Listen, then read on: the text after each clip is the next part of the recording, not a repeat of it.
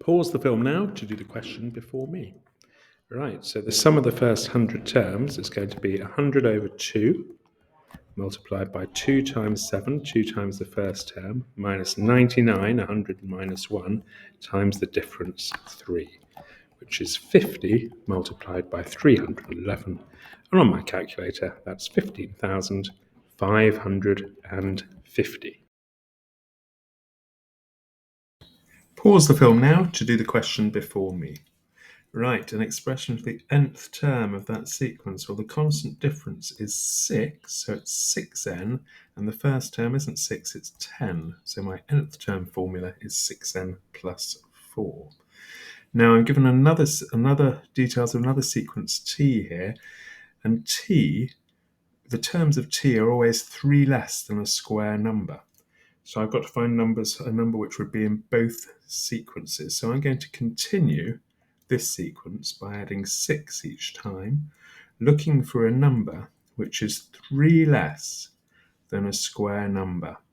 Oh, I've already found one. Look, 46 is 3 less than 49, so would be in the sequence T and would also be in the sequence S.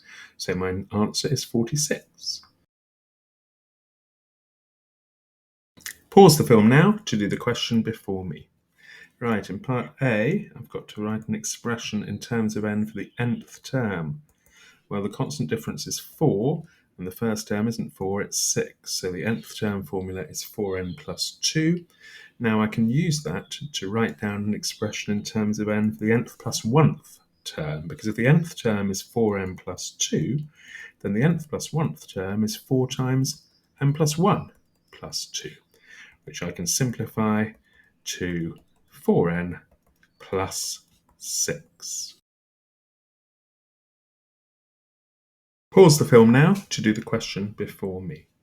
Now the numerators are the sequence 1, 2, 3, 4, so the nth term of the numerator is simply n, and the denominators form the sequence 1, 3, 5, 7, so the nth term for the denominators is 2n minus 1. So the nth term for my sequence of fractions is n, the numerator, over 2n minus 1, the denominator. Pause the film now to do the question before me. Right, the next two terms, well, my sequence is going up in 4s, so 27 and 31. Give the term-to-term rule. Well, to move from one term to the next, one simply adds 4. And write down the formula for the nth term. Well, it's going up in 4s, and the first term is 7 rather than 4, so the nth term is 4n plus 3.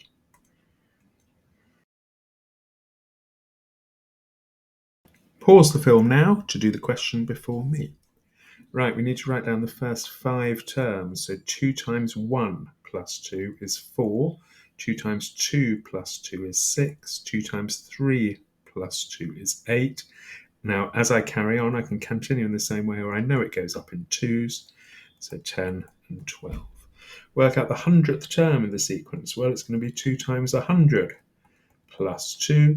So it's going to be 200 and 2. Now to do the question before me. Here are the first 5 terms, and I've got to write down the next term. But it's going up in 4s, so the next term will be 25. Find the nth term of this sequence. Well, I know that it's going up in 4s, so the formula is going to be 4n, and then in this case it's going to be 4n plus 1, because the first term is 5 rather than 4. Hence or otherwise find the 47th term. So the 47th term is going to be 4 times 47 plus 1, which gives me an answer of 189 for the 47th. Pause the film now to do the question before me. The nth term is 4n minus 2, so the first term is 4 times 1 minus 2. The second term is 4 times 2 minus 2. I can carry on like this, or I can see they all go up in 4s, so I can simply continue by adding on 4. The position number of the term with the value of 82, well, in that case, 4n minus 2 must equal 82. What's the value of n? Well, 4n will be 84, so n will be 21. So it's the 21st term. Explain how you know whether the number 80 will occur in the sequence or not. Well, the sequence goes up by 4 each time, and 82 is the 21st term, and so the one before that will be 78, not 80. So that's how I know that 80 will not occur.